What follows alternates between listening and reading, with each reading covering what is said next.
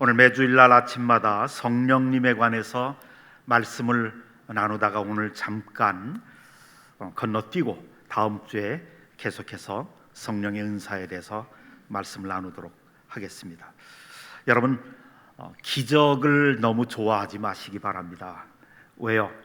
기적은 불가능한 상황 속에서 나타나는 것이 기적이기 때문에 그렇습니다. 여러분이 죽을 뻔한 상황 속에 있을 때 나타나서 여러분을 살려야 그것이 기적입니다. 인간적인 방법으로는 도저히 해결할 수 없을 때 하나님의 은혜로 나타나는 것이 기적입니다. 그러니까 기적 너무 좋아하면 자꾸 죽을 일만 생겨요. 내 앞에 불가능한 일들만 자꾸 생긴다고요.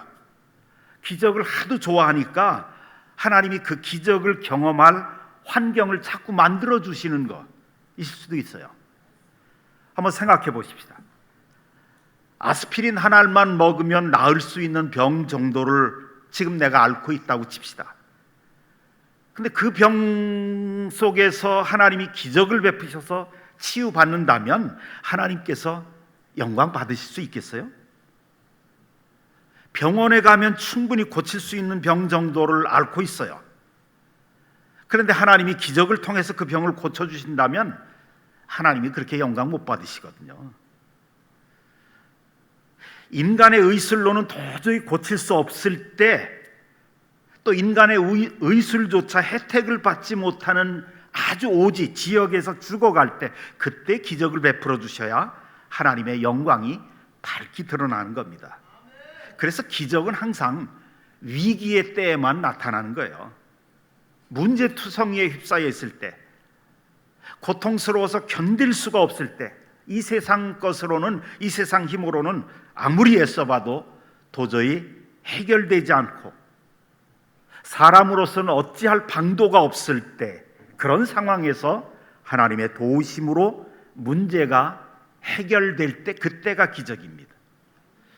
근데 이스라엘 역사를 보면, 성경의 역사를 보면 기적들, 하나님의 기적들을 참 많이 체험한 왕이 있다면 히스기야 왕일 겁니다. 왜냐하면 그만큼 히스기야 왕에게는 어려움이 많았고 환난이 많았어요. 인간의 힘으로는 도저히 정치력이나 군사력이나 권력을 가지고서는 도저히 해결할 수 없는 그런 환난들이 참 많이 히스기야에게 부딪혔다고요. 오늘 본문에 나타난 내용은 예루살렘 유다 왕 히스기야 있는 그 예루살렘 수도 아수르가 쳐들어와서 아수르의 왕인 산헤립 그 군대가 지금 포위하고 있어요. 완전히 포위당했어요. 먹을 것도 점점 떨어져 갑니다. 수도인 예루살렘이 완전히 멸절당할 위기에 처해 있습니다. 고대 그 당시 전쟁에서 패배한다는 것은 남자들은 다 죽는다는 얘기고 여자와 아이들은 모두 노예로 끌려가서 팔려 다닌다는 것을 의미했습니다. 절체절명의 위기였죠. 자기들은 죽고 아내와 아이들이 노예로 팔려갈 위기에 처해 있습니다. 도저히 자기의 군대 가지고는 어떻게 해볼 그런 엄두도 나지 않는 이 절체절명의 위기. 여러분, 이때 히스기야가 한 일이 무엇입니까? 그는 아수르 왕이 보낸 협박 편지, 항복하지 않으면 다 죽는다, 항복하라는 협박 편지를 들고 성전에 올라가서 기도하죠. 열왕기하 19장 14절에 보면 히스기야가 사자의 손에서 편지를 받아보고 여호와의 성전에 올라가서 히스기야가 그 편지를 여호와 앞에 펴놓고, 그리고 19절에 기도하죠. 우리 하나님 여호와여, 원하건대 이제 우리를 그의 손에서 구원하옵소서. 그리하시면 천하 만국이 주 여호와가 홀로 하나님이신 줄 알 것입니다. 항복하라는 협박 편지를 받고 제일 먼저 신하들을 소집하고 비상대책회의를 열어서 어떻게 대응할 것인가 의논한 게 아니에요. 항복을 촉구하는 아수르 왕의 협박 편지를 들고 의논하기 전에 먼저 하나님의 성전에 올라가서 생명을 건 기도의 싸움을 벌입니다. 우리가 배워야 할 것이 이겁니다. 여러분, 우리가 원치 않게 인생의 위기를 당했을 때가 있습니다. 그때 우리가 가장 먼저 해야 될 일, 하나님 앞에 나아가는 겁니다. 예배 자리에 나아가는 겁니다. 예배 자리에서 하나님 앞에 자신의 문제를 토해 놓는 겁니다. 우리는 너무도 자주 내가 시험 들었을 때, 어려운 일 당했을 때, 너무 큰 위기를 당했을 때 예배 자리를 떠나요. 예배에 나갈 마음의 여유가 없다고 하는 그런 이상한 핑계를 대더라고요. 제가 이 문제 해결하면 그러면 오겠습니다. 하나님 앞에 이상해요. 그리스도인들이 위기를 당했을 때 가장 먼저 해야 될 일은 누구에게 상의하는 것도 아니요, 인간적인 도움을 요구하는 것도 아니요, 하나님 앞에 먼저 나가는 겁니다. 예배 자리에 나가서 하나님 앞에 자신의 문제를 눈물과 통곡으로 토해놓고 부르짖어야 합니다. 여러 가지 방해와 어려움이 나에게 부딪혀 왔을 때, 그때 내가 해야 될 일은 하나님의 성전에 나가서 부르짖는 것입니다. 하나님께 부르짖으면 하나님의 도우심의 손길이 임하게 됩니다. 너는 내게 부르짖으라, 내가 네게 응답하겠고 네가 알지 못하는 크고 비밀한 일을 네게 보이리라. 여러분, 어려움이 많은 곳에 기도와 찬송을 심으십시오. 그러면 막힌 곳이 뚫려지게 됩니다. 너희 구할 것을 감사함으로 하나님께 아뢰라. 감사함으로 하나님께 아뢰십시오. 원망과 한숨으로 아뢰지 마시고 구할 것, 그 문제를 가지고 감사함으로 하나님께 아뢰십시오. 그동안 평안하게 살아오게 해주셨던 하나님의 은혜에 감사하십시오. 지금은 절체절명의 위기를 당해서 죽음 앞에 있었더라도 그동안 건강하게 살아왔던 것 감사함으로 하나님께 아뢰십시오. 이런 고통스러운 문제와 혼란과 역경을 통해서라도 하나님 앞에 더 가까이 나오게 하시는 그 하나님의 은혜에 감사하게 하시고, 환난 속에서도 능력으로 역사하실 하나님께 미리 감사하고 기도하십시오. 믿음으로 찬송하고 감사로 기도할 때 하나님이 놀라운 기적으로 문제를 해결하시고 묶인 것을 풀어주시고 막힌 곳을 열어주실 것입니다. 믿음으로 찬송하고 감사함으로 기도하는 게, 이게 제정신으로 될 일입니까? 기쁨으로 되는 일입니까 이게? 여러분, 믿음으로 기도한다는 것은 억지로 기도한다는 얘기예요. 이를 악물고 기도한다는 얘기예요. 믿음으로 찬송한다는 것은, 감사함으로 기도한다는 것은 감사할 게 아무것도 없지만 지금 형편상, 그러나 감사할 것을 억지로라도 찾아서 하나님 앞에 감사함으로 나아가라는 거예요. 말씀에 순종하는 것이 믿음입니다. 성경은 우리에게 네가 큰 위기를 당했느냐? 감사한 게 느껴지거든 감사하라, 찬송할 마음이 있으면 찬송하라라고 명령하신 적이 없어요. 감사하고 찬송하고 하나님께 나아가는 것은 그럴 마음이 하나도 없어요. 지금 내가 교회 따위 신경 쓸 그런 여유가 없어요. 그러나 그럼에도 불구하고 믿음이란, 내가 죽더라도 교회 가서 죽겠다, 죽더라도 기도하다 죽겠다, 죽더라도 하나님 앞에 예배드리다 죽겠다 하는 그 마음으로, 그게 믿음이라는 거예요. 그 마음으로 찬송하고 그 마음으로 감사하라는 겁니다. 감사할 것이 생길 때까지 기다리다간 정말 죽습니다. 믿음으로 찬송하고 감사함으로 기도하라. 사도행전 16장에 보면 빌립보 감옥에서 바울과 실라가 한밤중에 꽉 그 막힌 감옥에서 쇠사슬에 묶인 채 감옥에 들어가 있어요. 복음을 전했다는 이유로 많이 맞았지요. 근데 그 한밤중에 일어나서 찬송합니다. 미치지 않으면 찬송하겠어요? 많이 맞았는데 도저히 고통스러워서 이 쇠사슬에 묶여 있는데 거기서 감사가 나오겠습니까? 그런데 그들은 이를 악물고 내가 죽더라도 찬송하다 죽겠다, 그리고 찬송한 거예요. 하나님은 그 믿음을 보시고 어떤 상황 속에서도 자신을 향하는 찬송이란 눈을 들어서 하나님을 바라보는 거거든요. 그 믿음을 보시고 하나님이 능력으로 역사하시는 거예요. 그래서 기적이 일어난 겁니다. 쇠사슬이 벗겨지고 감옥의 문이 열려지고 그 찬송을 들었던 다른 감옥에서 죄수들이 구원의 역사가 또 일어나는 겁니다. 우리 앞에 놓여 있는 난관을 뚫는 힘이 바로 이를 악물는 찬송과 죽더라도 감사하다 죽겠다라고 하는 그런 신앙의 결단 속에서 능력이 있고 기적이 나타나는 겁니다. 여러분이 구할 것이 있다면 감사함으로 하나님께 구하십시오. 찬송함으로 묶인 것을 푸십시오. 기도와 찬송을 심으면 막힌 곳이 열리고 닫혀 있는 문이 열리고 죽을 병이 치유가 될 것입니다. 여러분, 지금 막다른 골목에 부딪혀 있습니까? 그 막다른 골목이란 기도하라는 곳입니다. 성도에게 막다른 골목은 없습니다. 다만 기도의 자리가 있을 뿐입니다.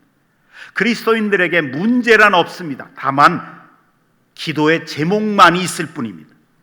감사함으로 기도하고 찬송함으로 기도하면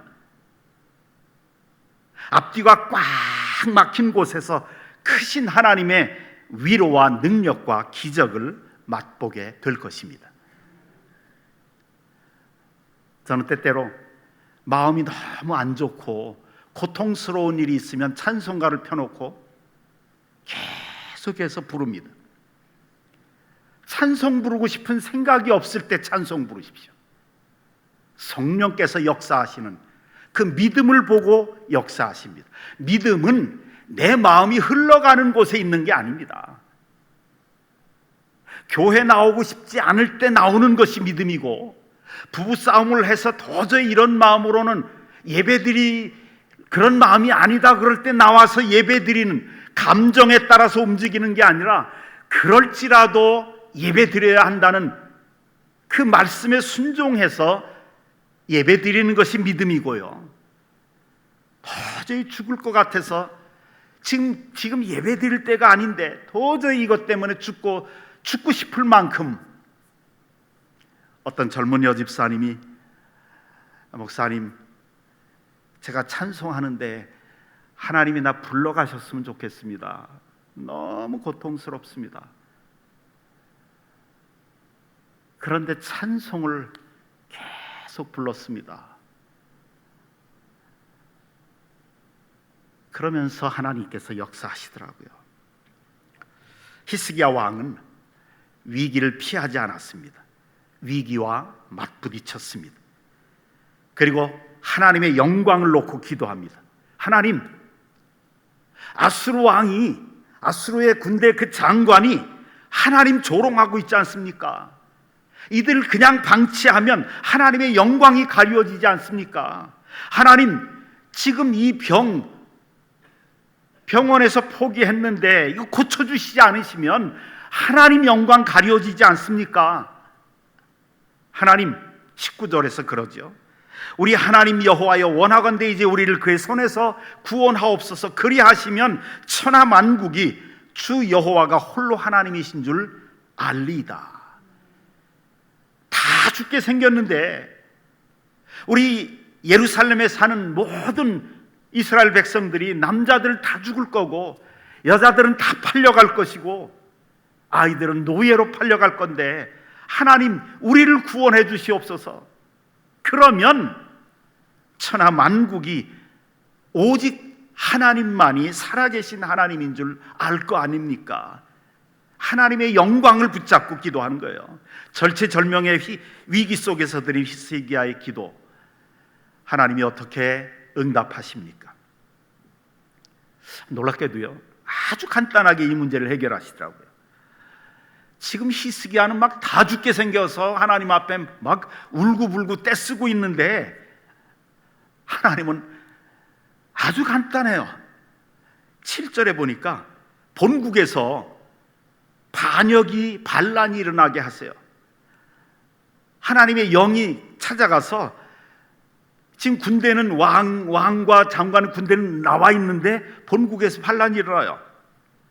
그리고 그냥 아수르 제국이 무너지게 하십니다. 7절에 보니까 내가 한 영을 그의 속에 두어 그로 소문을 듣고 그의 본국으로 돌아가게 하고 또 그의 본국에서 그에게 칼에 죽게 하리라. 그래요.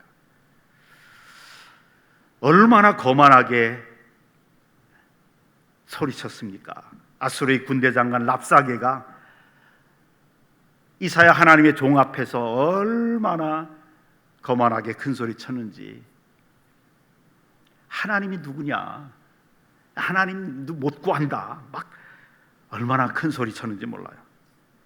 그렇게 거만하게 큰 소리 쳤던 아수르의 군대 장관의 그 말 한낱 그냥 바람에 불과했습니다. 이게 마귀의 주장입니다. 마귀의 주장은 항상 허장성세예요. 헛된 큰 소리로 포장되어 있습니다. 마귀가 우리 주위에 들리게 하는 말들, 어떤 위협과 공포와 두려움도 우리가 하나님과 함께하면 그것은 허세에 불과하고 바람에 불과합니다. 마귀는 머리가 깨진 뱀에 불과합니다. 예수 그리스도의 십자가의 능력으로 마귀의 머리가 이미 깨졌습니다. 지금은 단지 으르렁거리는 쇠사슬에 묶여있는 사자에 불과합니다. 허세를 부릴 뿐입니다. 속지 마십시오. 누가복음 10장 19절에서 예수님이 이렇게 말씀하시죠.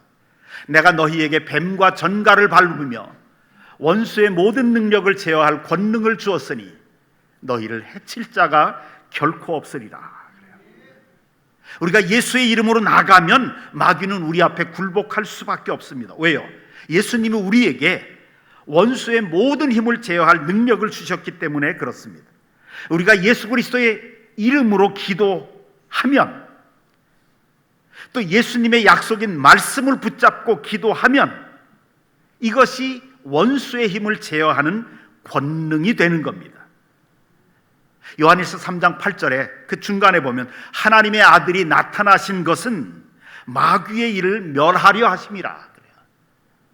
마귀의 일을 멸하기 위해서 하나님의 아들 예수께서 나타나셨고 우리에게 마귀의 모든 힘을 제어할 권세를 주셨습니다. 그 권세가 예수의 이름으로 기도하는 것이고 그 권세가 주님이 약속하신 말씀을 붙잡고 기도하는 것입니다. 그렇습니다. 마귀를 제어하고 귀신을 쫓아내고 산을 명해서 바다에 던질 수 있는 권세를 주님이 우리에게 주셨습니다. 예수님의 이름의 권세를 통해서 우리는 죄사함을 선포하고 천사들을 동원하고 능력을 행하는 권세를 우리에게 주셨습니다. 하나님은 우리의 믿음을 따라서 역사하십니다. 여러분이 소원하는 것이 무엇입니까? 강렬하게 바라보십시오. 계속해서 바라보십시오. 문제를 바라보지 마시고 문제보다는 해결책을 바라보십시오. 이 이야기는 뭐냐면 이미 이루어진 것처럼 믿고 생각하고 기도하라는 이야기입니다. 마가복음 11장 24절에 보면 내가 너희에게 말하노니 무엇이든지 기도하고 구하는 것은 받은 줄로 믿으라. 그리하면 너희에게 그대로 되리라.